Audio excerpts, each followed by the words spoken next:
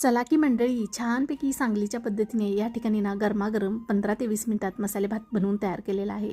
मसाले भात तयार करण्यासाठी ना या ठिकाणी काही भाज्या घेतलेल्या आहेत. बटाटा, टमाटर, कांदा, कढीपत्ता, कोथिंबीर, हिरवी मिरची, काही खड्या मसाले घेतलेले आहेत. आता कुकरमध्ये 1 चमचा तेल घालायचं, त्यामध्ये खडे मसाले घालून घ्यायचे, हिरवी मिरची चांगली परतून घ्यायची, कांदाही सोनेरी कलरवरती परतून घ्यायचा.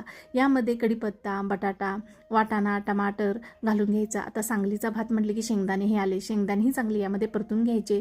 यामध्ये 1 चमचा बिर्याणी मसाला, 1 चमचा गोडा मसाला घालायचा, चांगला परतून घ्यायचा.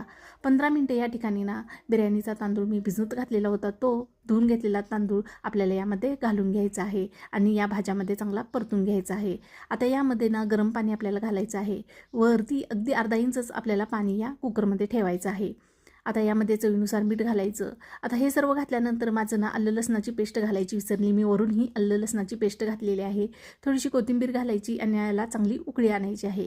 उकळी आली की यामध्ये 1 चमचा साजूक तूप घालायचं, जेणेकरून आपला हा मसाले भात ना अगदी सुटसुटीत आणि खायला खूप छान लागतो. कुकरचं टोपण लावायचं आणि अगदी 2 शिट्ट्याच याला काढून घ्यायच्या आहेत. मस्तपैकी 15 मिनिटात हा मसाले भात बनवून तयार झालेला आहे. खायला 1 नंबर लागतो. बघा, मसाले भात आपला तयार झालेला आहे. चला, ही रेसिपी तुम्हाला जर आवडली असल्यास लाईक, शेअर आणि सबस्क्राईब करायला विसरू नका. धन्यवाद.